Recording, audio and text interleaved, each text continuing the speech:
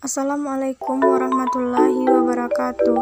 Saya Aktania Yunisa Putri, NIM 21129337 dari Prodi Pendidikan Guru Sekolah Dasar Fakultas Ilmu Pendidikan Universitas Negeri Padang.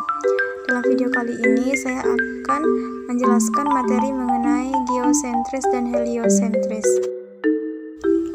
Yang pertama, teori geosentris, yaitu teori yang menyatakan bahwa yang menjadi pusat dari tata surya adalah bumi.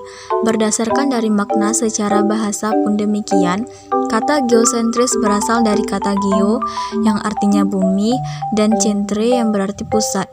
Teori ini menolak terhadap pendapat teori egeosentris yang menyatakan bahwa manusialah yang menjadi pusat tata surya. Teori geosentris menggambarkan bahwa kedudukan benda langit dalam tata surya berpangkal di pusat bumi. Alam semesta geosentris ialah alam semesta model Ptolemeus yang mendudukan bumi sebagai pusat di alam semesta.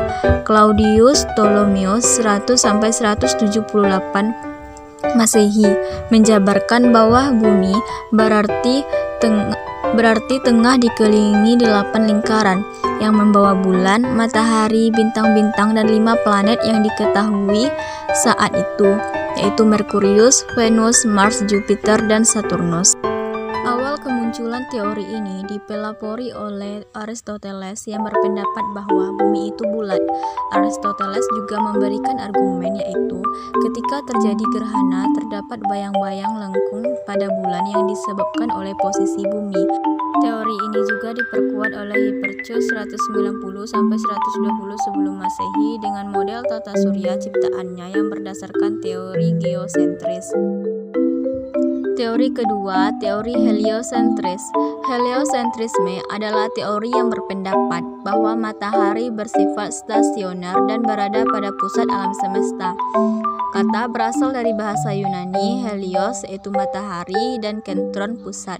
Secara historis, heliosentrisme bertentangan dengan geosentrisme yang menempatkan bumi di pusat alam semesta.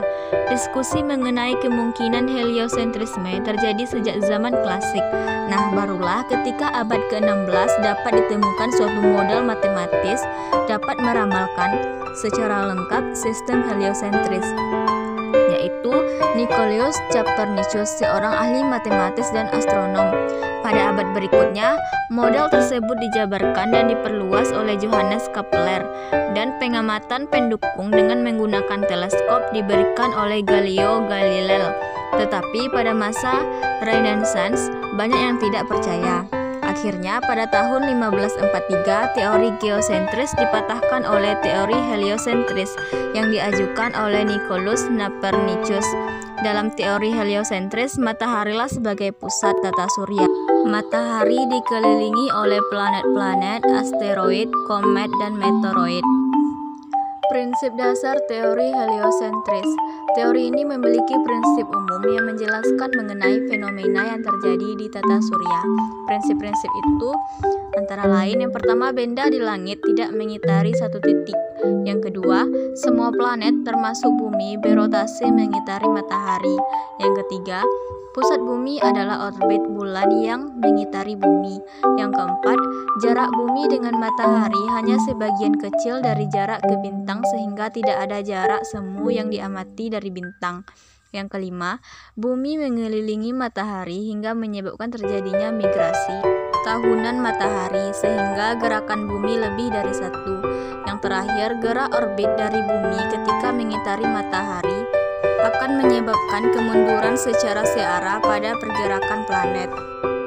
Pembahasan terakhir yaitu perbedaan dari teori geosentrisme dan heliosentrisme. Perbedaan kedua teori ini terletak pada konsep utamanya mengenai pusat dan tata surya. Seperti diketahui, pada teori geosentris menyatakan bahwa pusat dari tata surya adalah bumi, sementara pada teori heliosentrisme menyatakan secara jelas bahwa pusat dari tata surya adalah matahari. Namun demikian, pada perkembangannya, teori geosentris tidak mampu menjelaskan mengenai gerak matahari dan bulan yang berputar mengelilingi bumi. Baiklah, hanya itu video yang dapat saya sampaikan. Salah kurangnya saya mohon maaf. Wabillahi taufik wal hidayah. Wassalamualaikum warahmatullahi wabarakatuh.